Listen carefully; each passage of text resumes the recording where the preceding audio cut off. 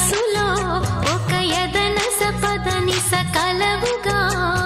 కాదంటూనే కలబడు అది లేదంటూనే ముడిపడు ఏమంటున్నా మదనుడు తెగ ప్రేమించాక వదలడు చూస్తా